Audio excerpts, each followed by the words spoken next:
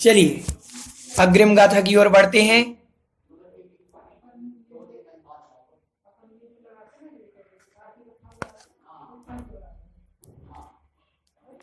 अग्रिम गाथा कल हमने जो पढ़ लिया था, उसके बाद यहां से तत्व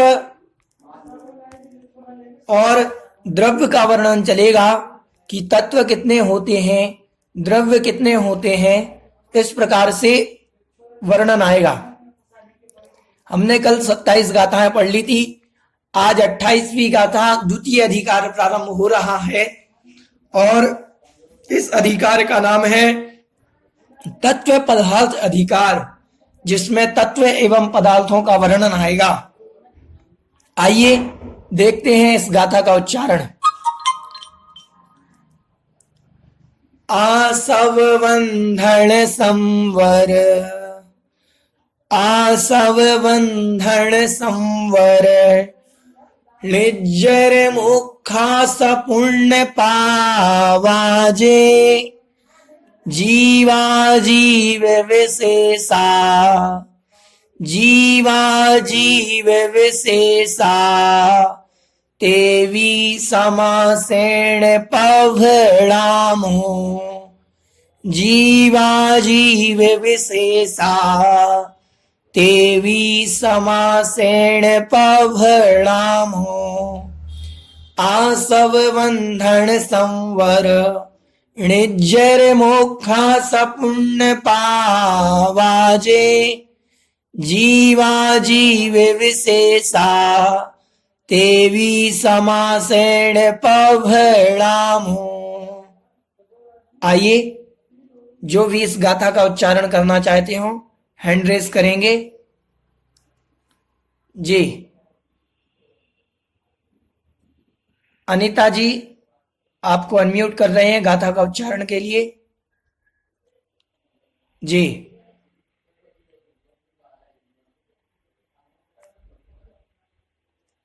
अनीता जी, चलिए निधि जी आपको अनम्यूट कर रहे हैं जी भैया जी। जी। आश्रव बंधर संबर, निज्जर मोक्षा सुपुण्य पावाजे, जीवा जीव विशेषा, देवी समासेन पभणामो। यहाँ आश्रव कहाँ लिखा? इस गाथा में तो लिखा है आसव।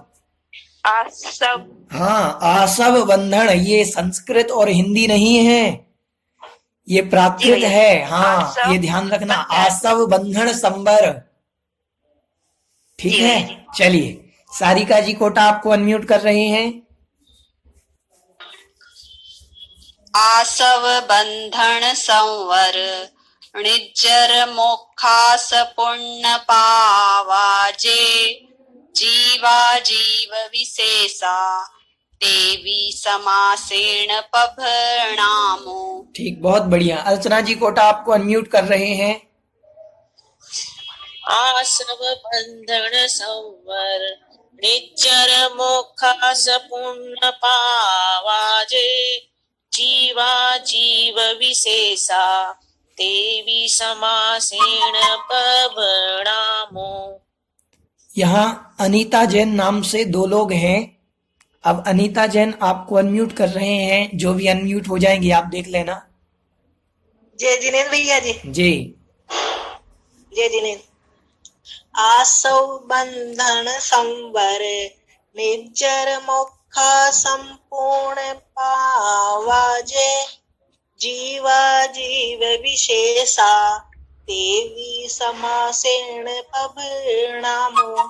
ठीक, चलिए आइए अब हम गाथा का अर्थ देखते हैं।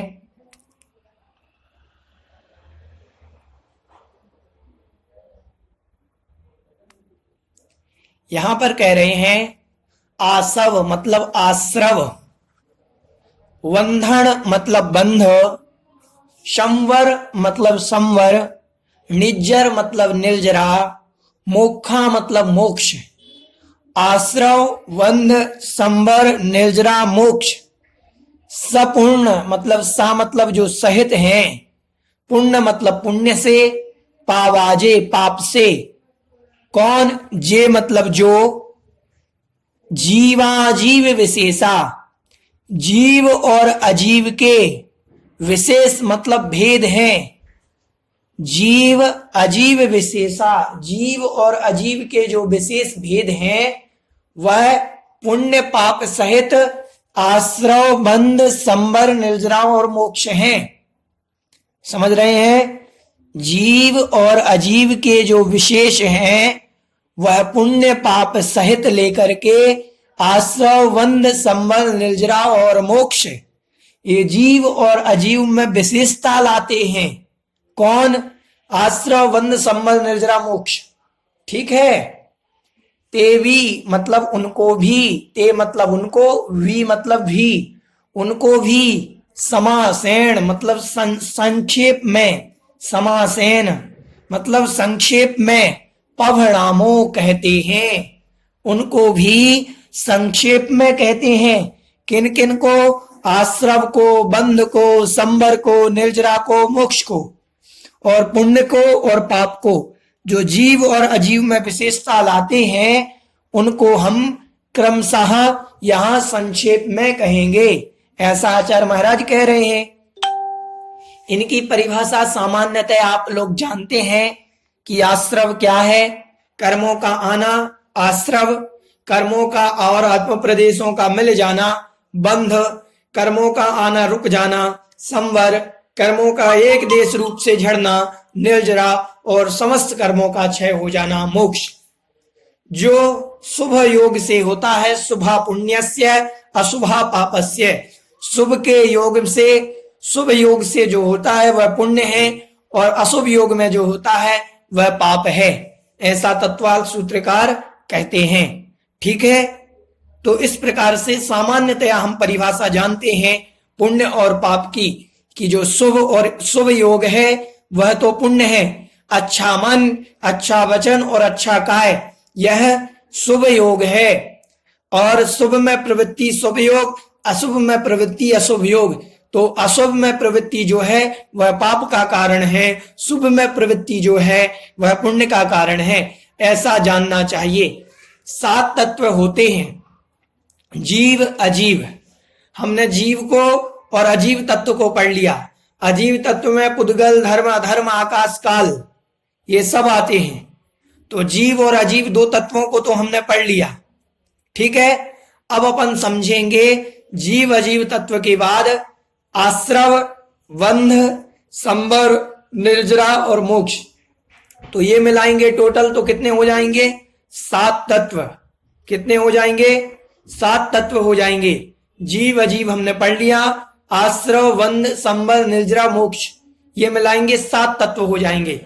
इनको कहते हैं 7 तत्व। और इनमें पुण्य और पाप मिला देंगे तो 9 पदार्थ हो जाएंगे। 7 तत्वों में पुण्य और पाप मिला देंगे तो 9 पदार्थ हो जाएंगे। ठीक है। समझ में आया? चलिए इस गाथा का भावार्थ देख लेते हैं।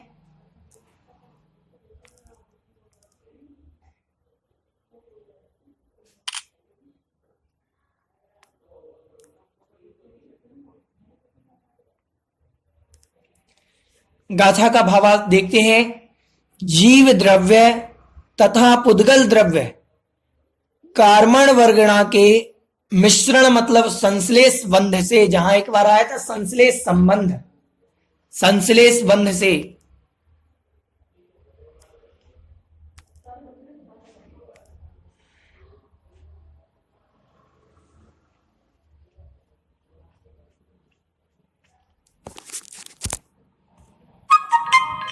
यहां कह रहे हैं भावार्थ में कि जीव द्रव्य तथा पुद्गल द्रव्य कार्मण वर्गणा के मिश्रण, पुद्गल द्रव्य मतलब कार्मण वर्गणाएं, पुद्गल द्रव्य की जो कार्मण वर्गणाएं हैं उनके मिश्रण से तथा उनके वियोग से जो विभिन्न अवस्थाएं होती हैं, जीव द्रव्य के और पुद्गल द्रव्यों के मिलने से कुछ अवस्थाएं विशेष बनती हैं, उनका वर्णन यहाँ किया गया है। जीव तथा अजीव की मुख्यतः 7 अवस्थाएं होती हैं, जिसे तत्व कहते हैं, सप्त तत्व कहते हैं। जीव और अजीव की मिलकर के कुछ अवस्थाएं बनती हैं, जिसे 7 तत्व कहते हैं। वस्तु के भाव को या स्वभाव को तत्व कहते हैं। जैसे स्वर्ण का स्वर्णत्व, अग्नि का अग्नित्व, जीव का जीवत्व। जो जिसका स्वभाव है, तत्व, तत् मतलब उसका, त्वा मतलब पना, स्वभाव, उसका जो स्वभाव है उसे तत्व कहते हैं।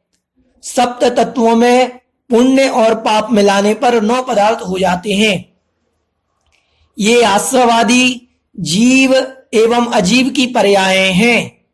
आश्रव, बंध, संबंध, निर्जरा और मोक्ष जो है जीव और अजीव की पर्याय हैं। इन दोनों से मिलकर के ही ये पर्याय बनती है, अवस्थाएं हैं। आश्रवादी जीव रूप भी है और अजीव रूप भी है। जैसे क्रमशः भावाश्रव एवं द्रवाश्रव जानना चाहिए।